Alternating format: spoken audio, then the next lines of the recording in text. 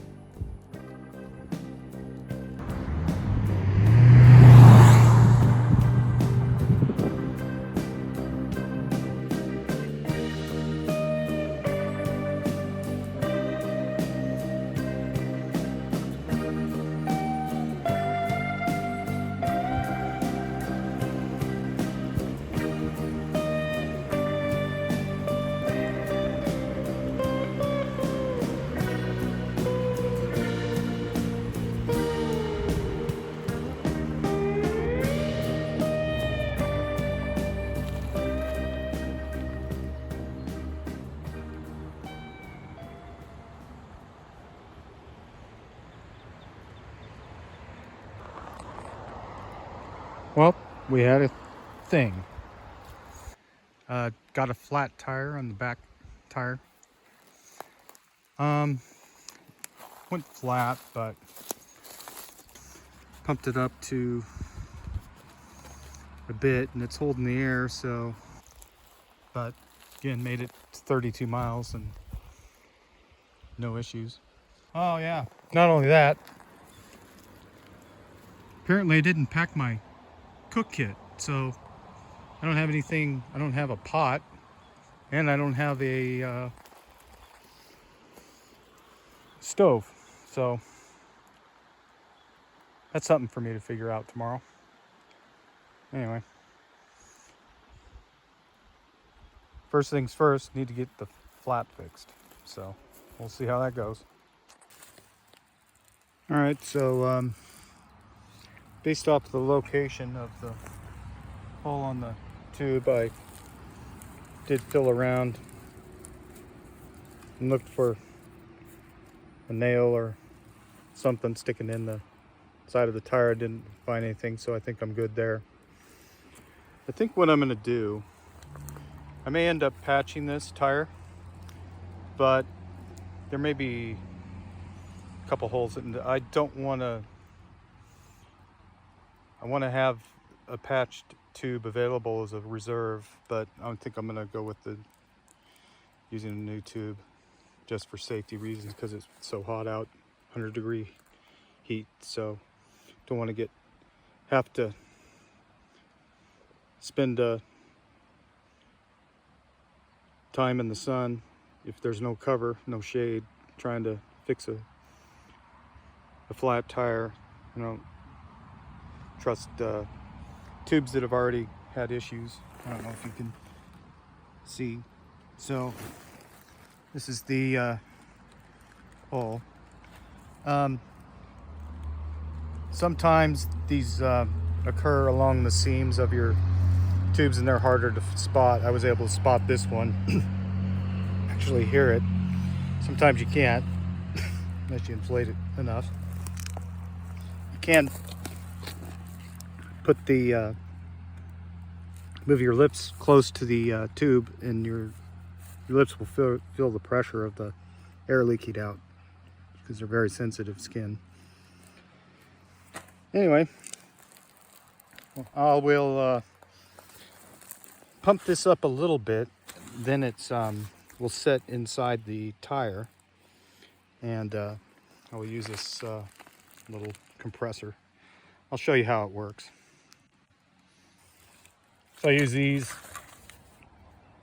to pop the side of the tire out from the rim, and you can hook these on like that, and then sometimes you need 2 or 3 of them. Usually you need 2 at least. Usually you don't need 3, but on this particular tire I find 3 useful. So all right, so when you get the tube, it's so flat that you can't really stick it in the tire, so you need to pump it up a little bit. So I'm gonna use this compressor and set it to 5 psi and see how that works. All right. So the first step is to get the valve stem through the little eyelet in the rim there. And then you're gonna just, with this partially inflated, makes it easier to set it inside the tire, the tube inside the tire. But I usually start up here at the top and then work my way around.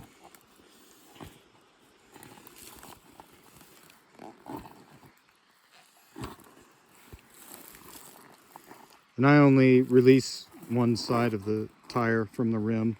This side's still installed, no need to take it all out. There you go.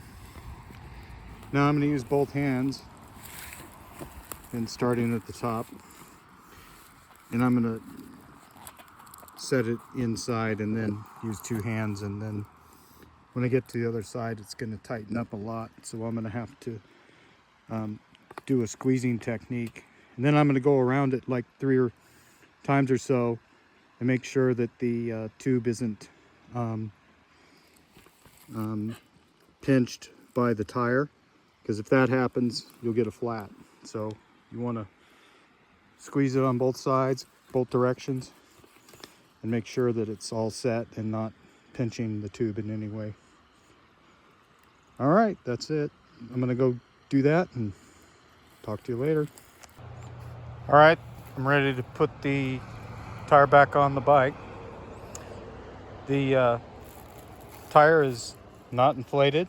Like I mentioned, I'm gonna have this mechanical brake, I'm gonna have to squeeze these knobs through, which is really tricky with these tires. Big deal is to make sure that you got your cassette on the right,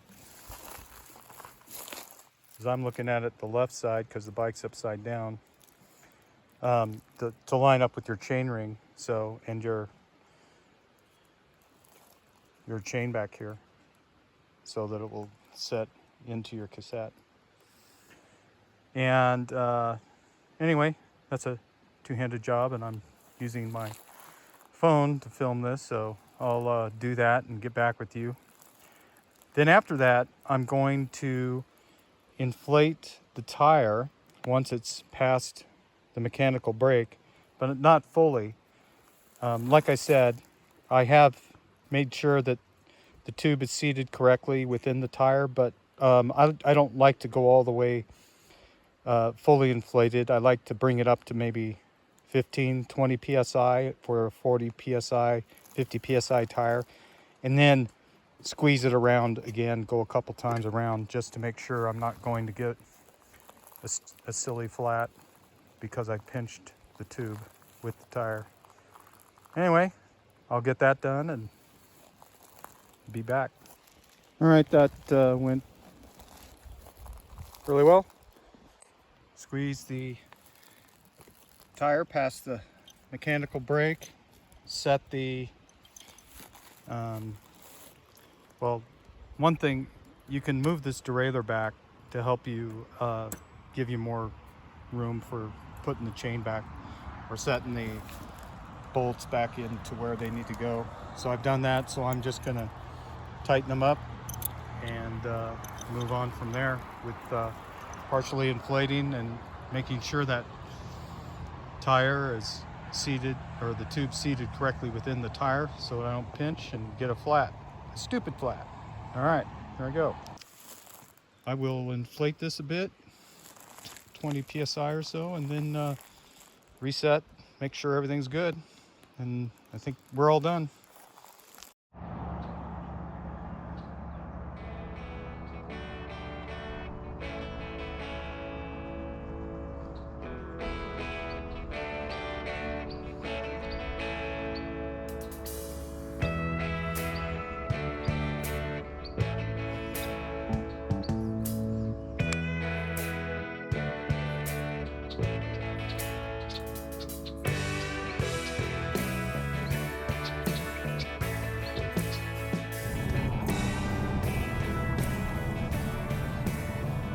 Well, this is it. Most famous sight of the city.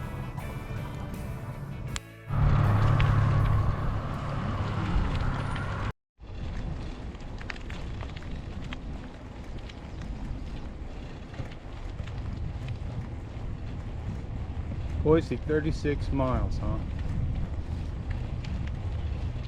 Well, how come there's mile marker 39? I think they're fudging their numbers. Hi, Mr. Robin.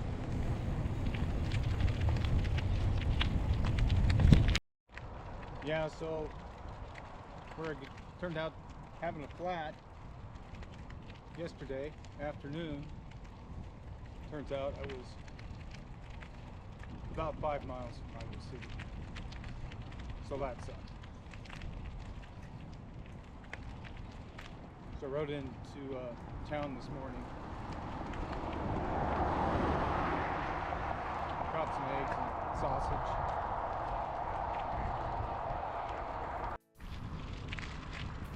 So, not sure what that mile marker back there meant. 36 miles to Boise, but I was definitely reading the mile markers all the way out from Boise. It's more like 39, 40 miles.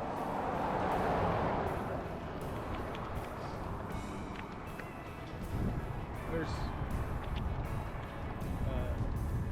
I take a bikeway in Boise called the Green Belt, and it has mile markers on it. And it measures out mile 1 is 1 mile from Capitol Boulevard. Since Boise's the capital of the state of Idaho, the main street that leads up to the Capitol building is called Capitol.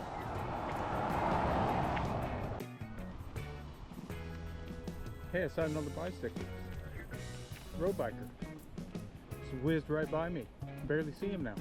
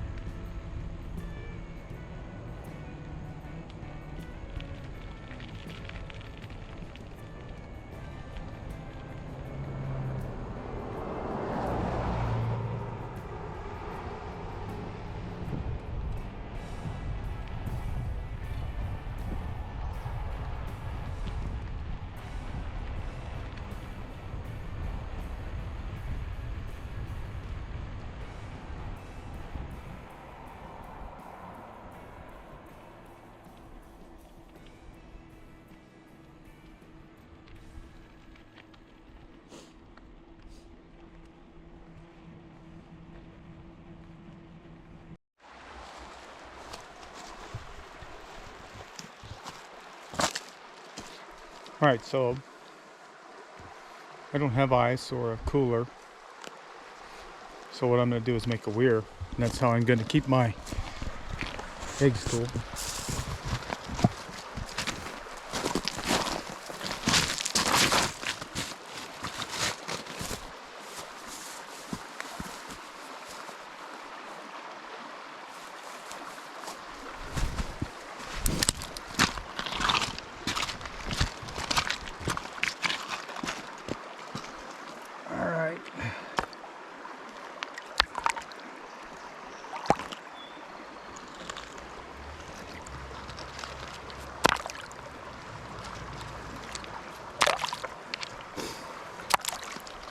I think that'll live. Got this dead underbranch hanging down over my cook station, so I'm gonna use my pocket boy, silky pocket boy, and take it down.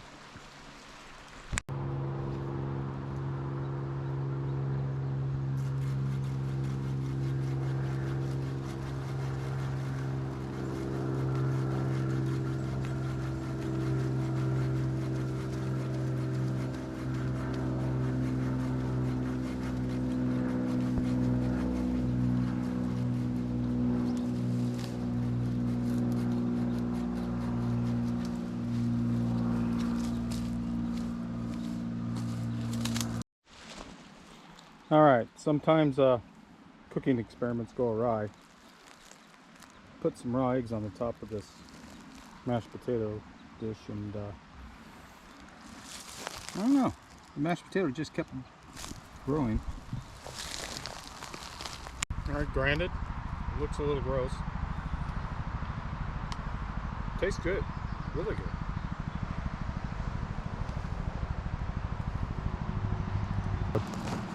Do some dishes.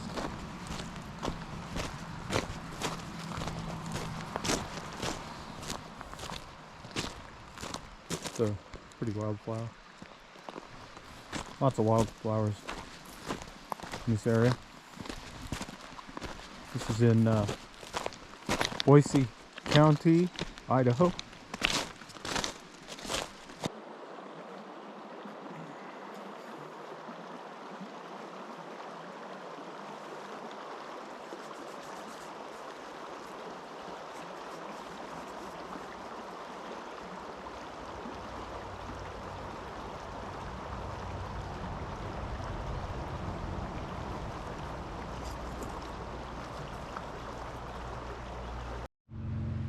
Piece of pipe.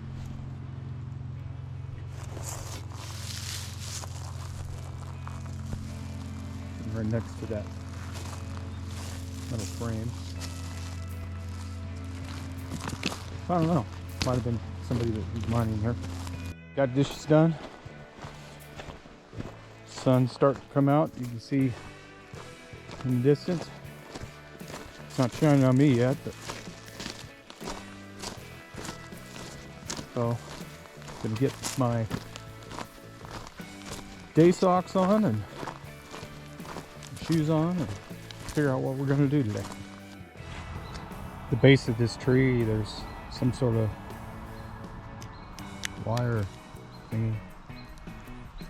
Don't know what that is. Hear that bird? He's got one note. He's a songbird. I think I see him over there, sitting in a willow or alder next to the creek, singing one note over and over.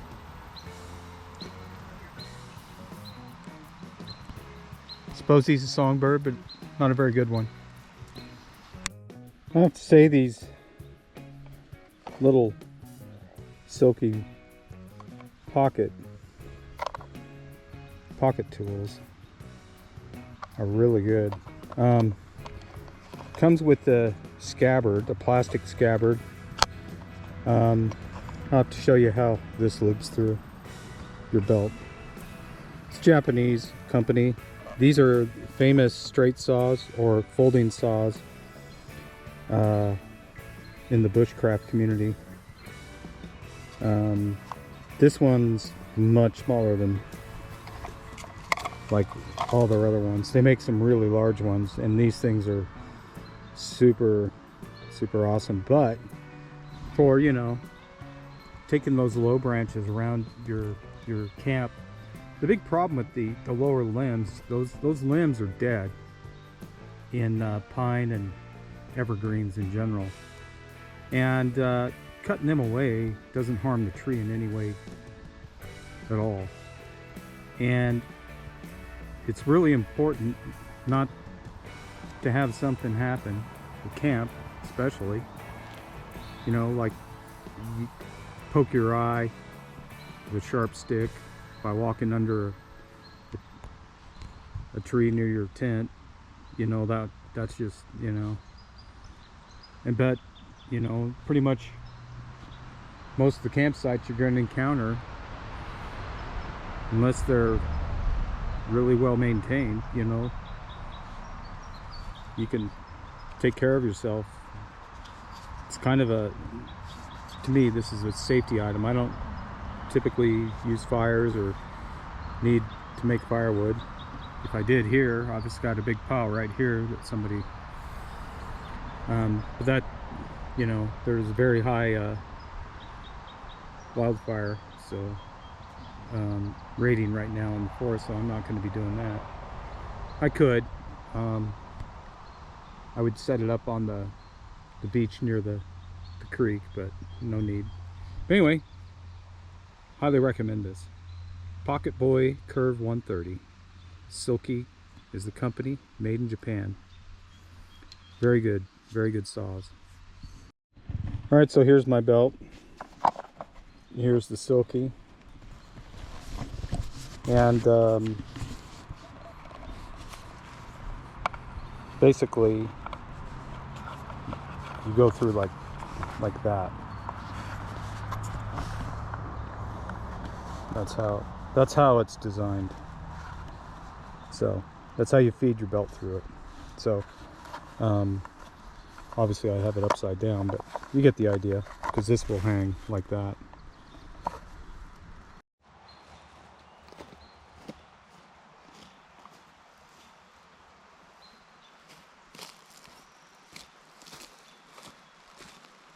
So I did mention that my dad has made me a scabbard.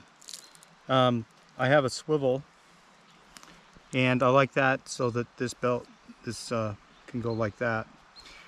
And it's just a bushcraft knife in there, and then a ferro rod goes in this little pouch. Anyway, did a great job on the leather working. Really like this. The way though I like to wear a knife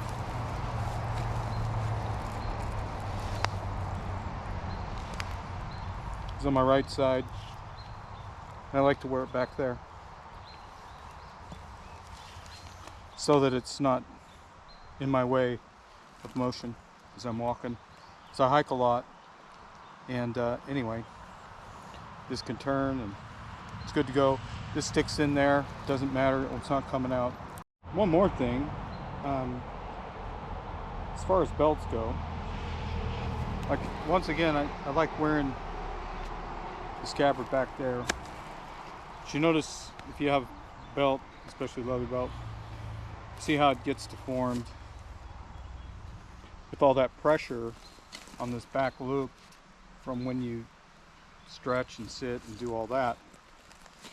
So there's another option, and I couldn't use my preferential method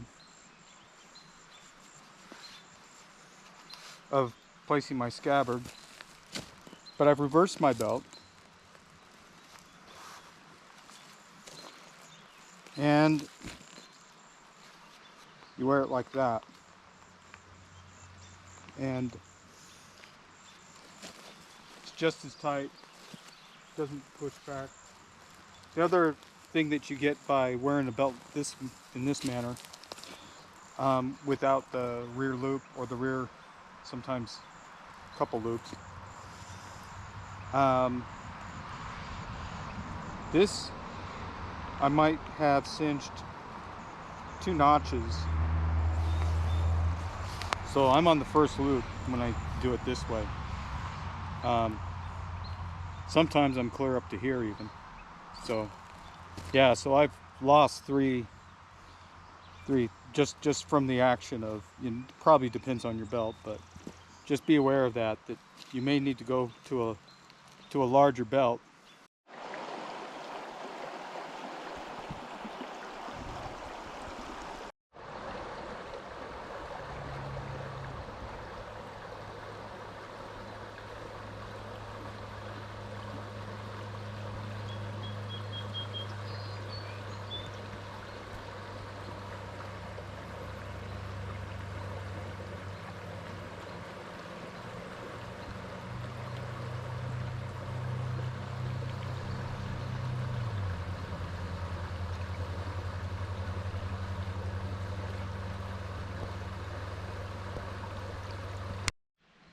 So something else I like to have with me is a multi-tool.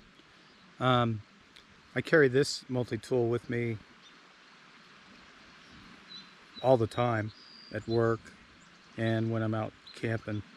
I have other multi-tools. What I like about this one, it has just the right exact features that I typically use and need. It's got a saw, it's got a knife, a penknife, it has pliers, it has a carabiner, I don't use that, and it's got this little hammer on the end that I find very useful, and these little slots for bending wire. It's also got a wire cutter on the pliers and a Phillips screwdriver. There's the pliers, the wire cutters. There's better pliers and wire cutters out there, I know that. Leatherman's really good, Gerber. There's the bottle opener and the tip of it, Phillips head. There's the pen knife.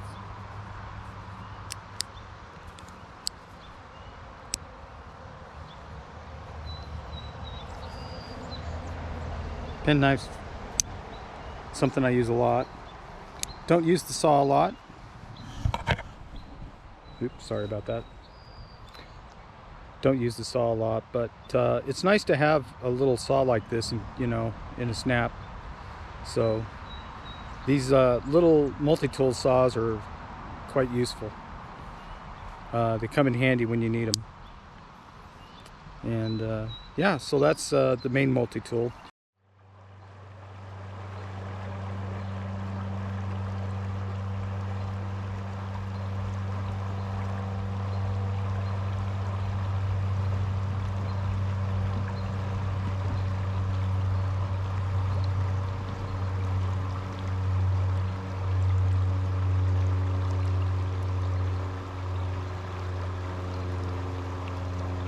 The other multi-tool I carry with me at all times when I'm on the bike is a bike multi-tool. I have a couple of them. The one that I really liked recently got stolen, so I'm just running with the Park Tool one now. It doesn't have a full feature set, the version I have of it. But I like the ones that come with the chain breaker, the Allen keys, and screwdrivers. But anyway, multi-tools are really useful, small. That's what I like about this one, is it's so small. The ones that they're making now are maybe twice this size, at least. But I just put this in my pocket, don't need a scabbard, don't want a scabbard. I just want a little bit. That's just my opinion though. You know, everybody's different. The stuff that works for me doesn't work for everybody. I understand that. So, but it's important that you understand that there's a lot of things. I don't even know if this brand's even out there still. What is it? True? You know, it's some little cheap brand probably out there, but I don't know if they're still in business. But anyway, this is one I've had for years. I have probably 5, 6 others, Leathermans, Gerbers, and all that. This is the one I like.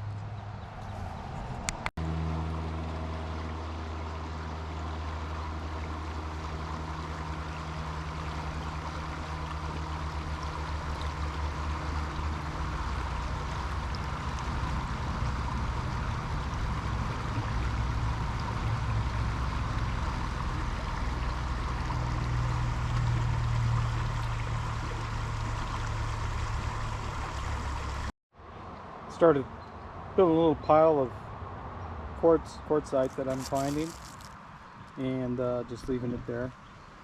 The interesting thing about these white quartz stones, in the days, I think, of Anglo-Saxon England, and this may have been true in Celtic times, and actually in medieval times too, because they found these in graves especially, or sacred sites where they would pile lots of these stones in either a grave or a ring it around the grave, or around an interment, or around an altar in a sacred site. And I think it's in Scotland. I saw a Time Team episode once, and they had lots of these quartz in that site. It was one of the first I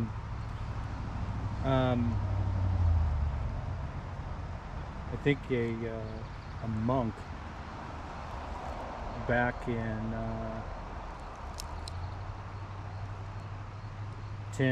1100, 1200, somewhere pretty early Christian missionaries into England and Scotland, and it was one of the first sites, a monastery that had a building and had a sacred area and had a lot of these piled in it. Don't remember all the details off the top of my head, but that's what I can recall. So kind of interesting, these rocks, these white alabaster quartz, really have intrigued humans for thousands of years. And I believe I saw somewhere here down on the beach, some child who had recently visited this beach had piled up some quartzite over there. I'll go take a walk over there and confirm that. Let's stop the side of my eyesight. I think I saw that, so we'll go confirm that. Here's the pile of stones I was thinking of. Not really what I thought. I get some kid had taken some of this oxidized granite. It's white in color that oxidized to a kind of orange, and that's what they were doing. But yeah, quartz will oxidize in the same manner. They're very closely related. There's a little piece right there, and there's another, and there's another. They're kind of easy to spot in the water. It's kind of cheating. Yeah, so when I see sort of ritualized behavior like that, I always assume it's a kid, because I think instinctively kids do that, and as we get older we stop doing it. I still do all that crap, and I know a lot of adults that do too, you know, do stuff that the normal adults aren't really into, looking at rocks, looking at plants. Speaking of plants, look at this cool grass. It looks like grass. I don't know what it is. Anyway.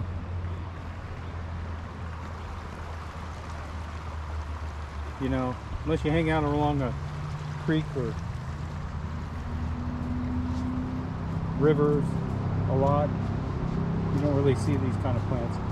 Here's somebody, again, I assume it's a kid, who knows, planted this driftwood. They like the look of it and stuck it in the ground vertically like that. Very ritualistic behavior. Interesting piece of quartzite. So this is the variety that oxidizes with iron, copper in it, and to this red hue, which is, to me, I really enjoy this. I've tried rock tumbling some of this stuff, and yeah, mixed results, but anyway, really like that really pretty vibrant reds and oranges and pinks that you get. A lot of times you'll find, like I mentioned before, time you find the quartz and seams of quartz in the granite, you'll also have high indications of heavy metals, iron, titanium, gold, silver, and another indicator, strong indicator of where gold will like to deposit in those seams deep underground a long time ago. If you find granite or quartz with mica, which there's a ton of that around in this area, just not in this particular location where I'm at. I haven't seen a lot of the rock with mica, but I've seen a lot of it south, north, and east of where I'm at. So yeah, just large pockets of mica. But again, I haven't really done mining in this area, so I don't know what the strong indicators specifically of what these miners look for. But just in general, I know that that's typically true, but every area is different.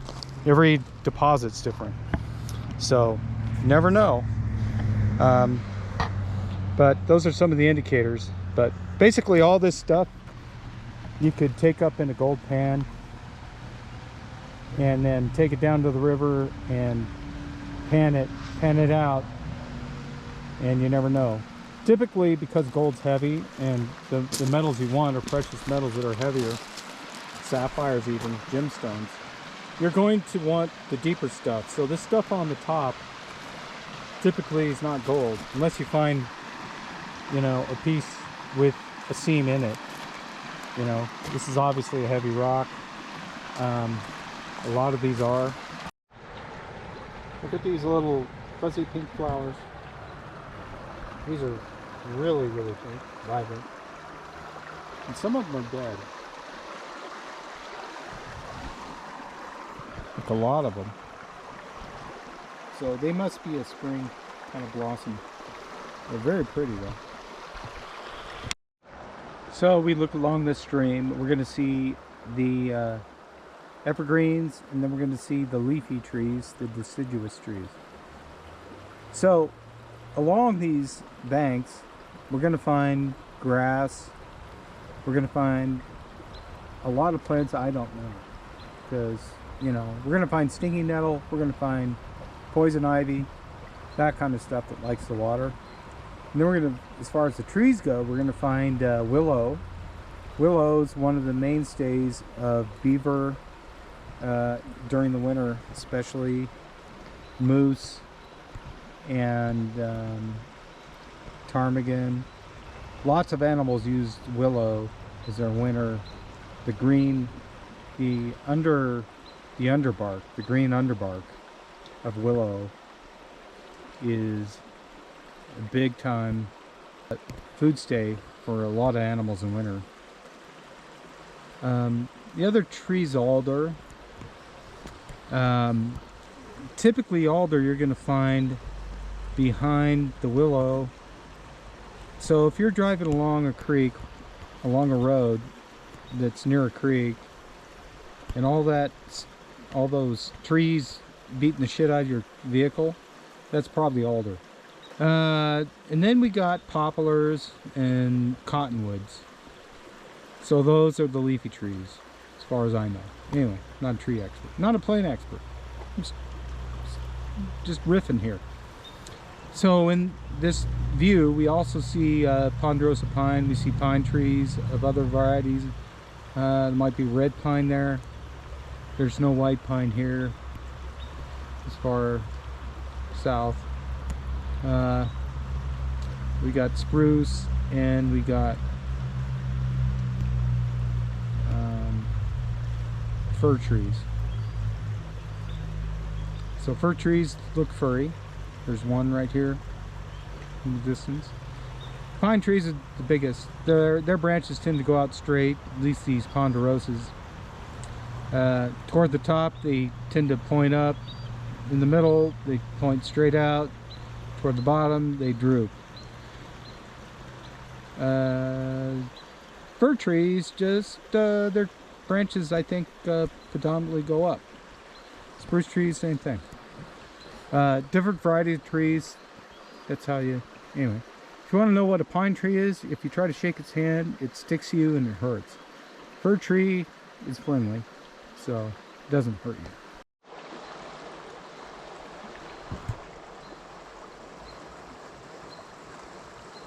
Yep, that songbird,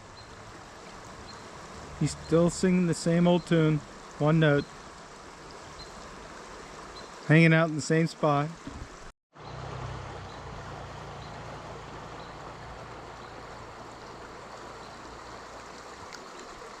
Yep, one note wonder is persisting.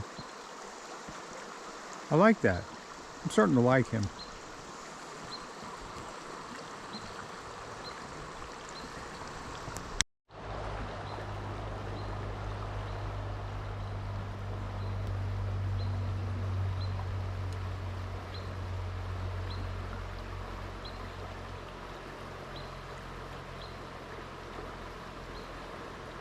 Yep, one note wonder, still singing the same tune.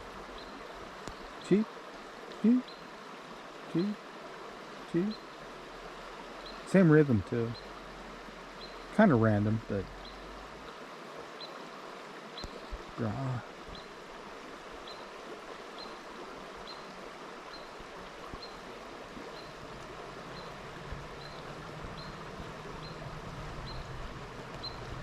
it's high 90s, 100-degree heat, sitting here by the river in this shady spot.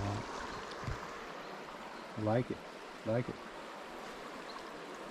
The reason I got the shade is I got some big ass trees and the steep bank right above me. And this tree, this guy looks suspicious. He's still clinging to life, but look at that. You know, there's lots of that along here. Alright, we ran out of battery, but now we're back on live. And so is one hit, one note, wonder.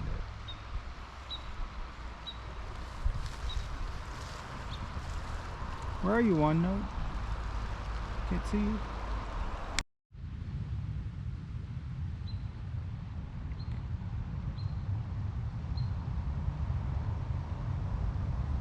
Hey, this is 6 hours later. Man, one note wonder's getting on my nerves. I gotta tell you. I think we need to take him off the ranks of the songbirds because I don't know what species this bird is, but I haven't seen him even. But come on, bruh. Bruh. I don't know if I mentioned it, but so I'm using this very expensive pad, which is why I'm so comfortable here. It's great. It's got a nice pump sack that is awesome. I like it.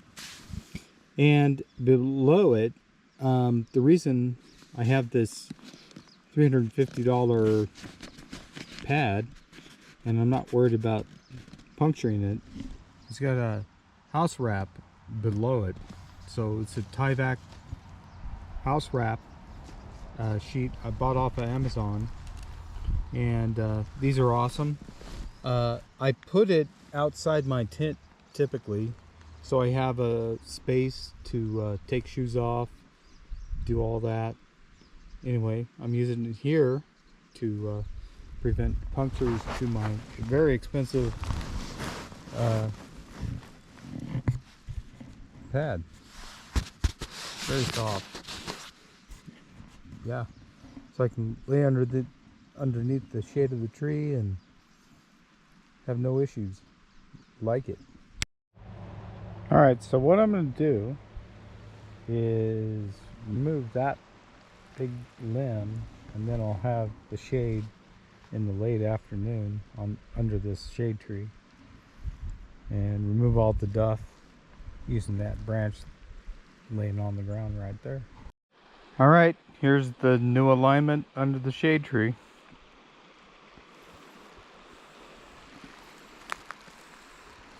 We were here, and now we're there.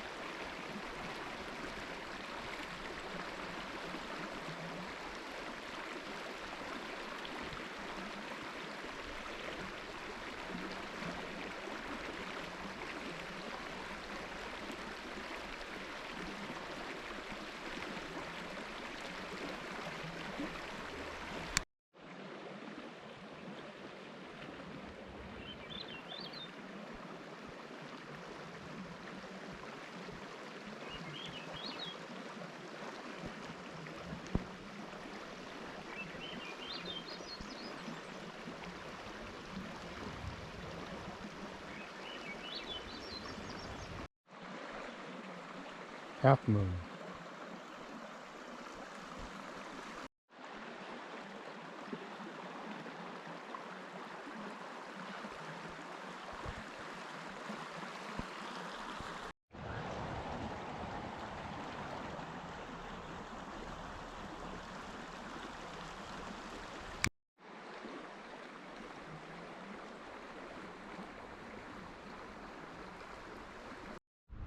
All right, it's Sunday morning. Broke camp, and I've ridden about 15 miles. So I'm at right near the conjunction of Roby and Moores Creek. I'm going to take a look at going over. Oh, so I had to call the trip short. My bike rack broke, so there's that issue. So I'm going to try to maybe look at taking the Shaw Mountain Road route. Some mergansers. I didn't get good video yesterday, but I saw a set of 7 baby mergansers. They look like these. These are the females. I forget what species. Oh, found a fish.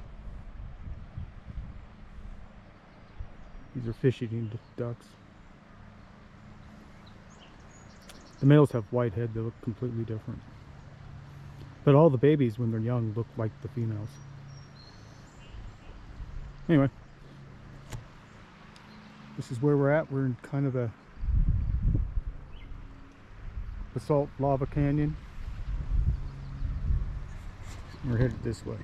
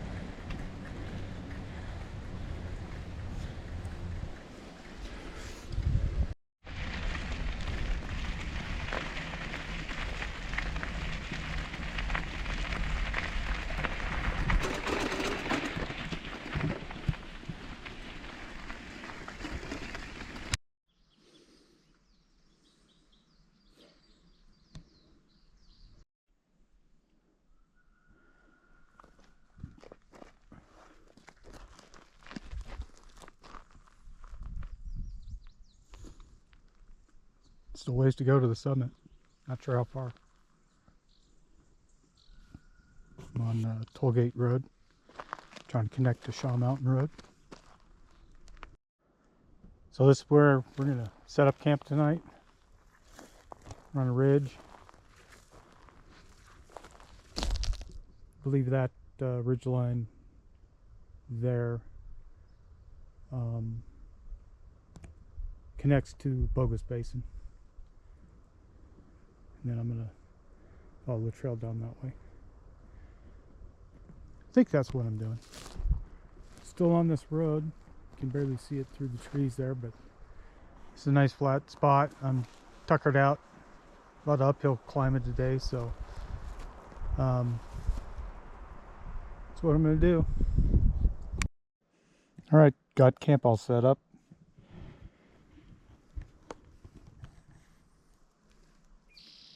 I did a scouting trip after I set up the tent. The road goes up to the ridge, and I hiked up there. It's a little over a mile maybe, and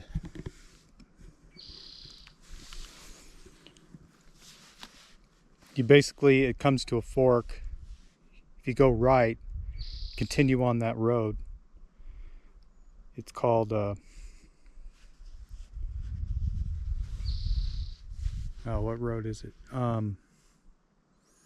Well, it hits the ridge road up at the top, and this one joins Roby Creek Road. It's called I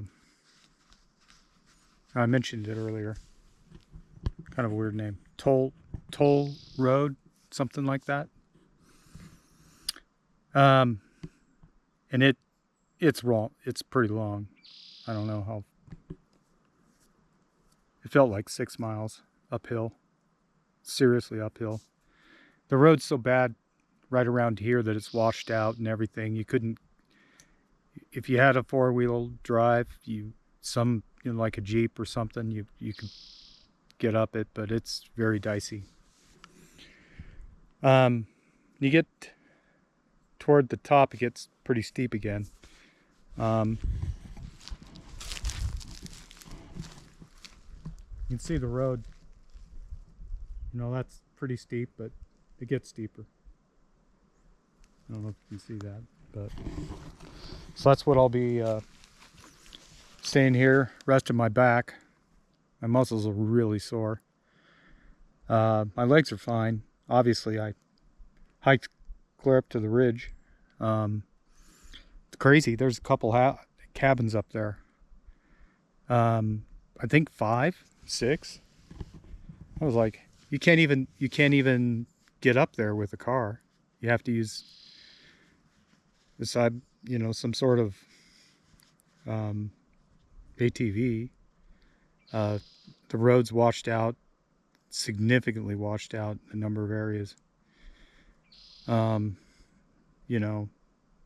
sure some crazy people in their Jeeps can do it, but other than that, I wouldn't want to try it. But anyway, it's we're pretty close to getting there. Then it took a left turn, and it's pretty much downhill from there until I get to Reserve Road, come out near Julia Davis Park, and head home along the Greenbelt. So that's the plan. I'll get up early, pack everything up, and get going.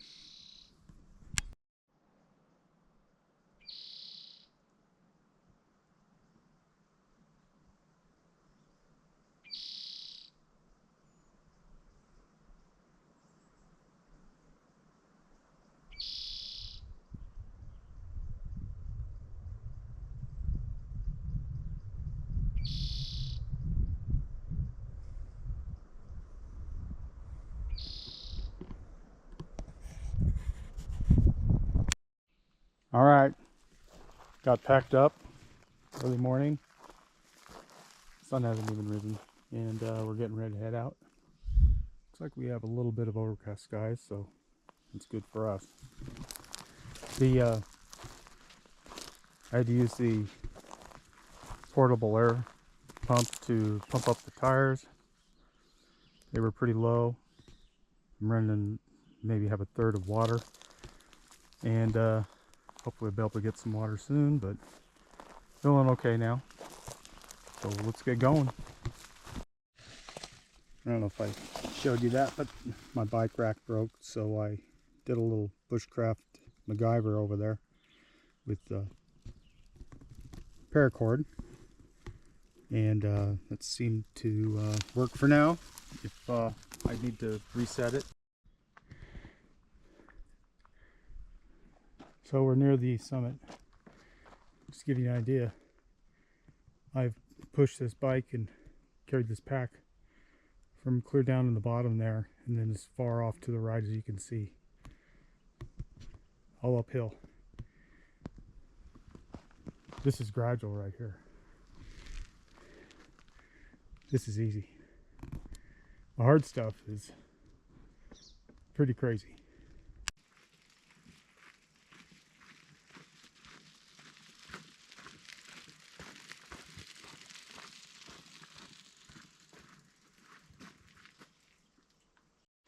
Made it. This is the summit trail. This is the old toll road that we came up from Roby Creek Road. Then we're going to head left.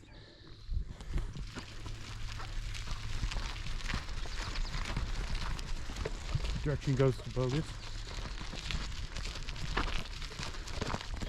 You can see Boise in the hazy distance. I'm going to go down that way.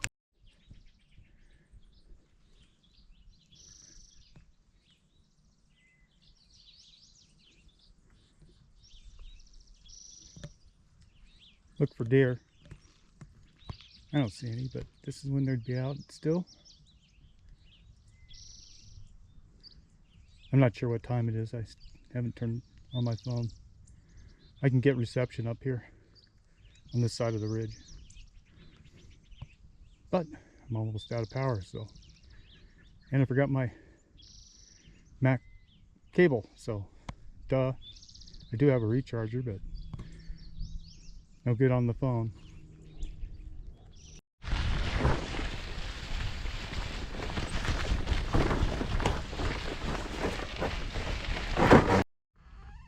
Series of trails, roads down there is the summit of Shaw Mountain Road, so that's where we're headed from here.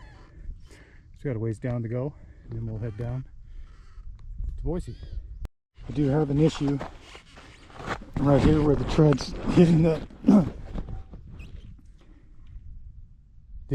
back rack, so I'm gonna have to get out the paracord again and do some bushcraft bicycle maintenance here. All right, things are looking better, a lot better now. All I did was pull the back rack this direction. I tied a bowline right here, and then connected that bowline to made a trucker's hitch, and double half cinch just to hold it down, and then I did a little bite to make it easy release. I can just pull this through and it'll release out. I can redo it. Works pretty good. Seems to. We'll get the weight on and see how we go.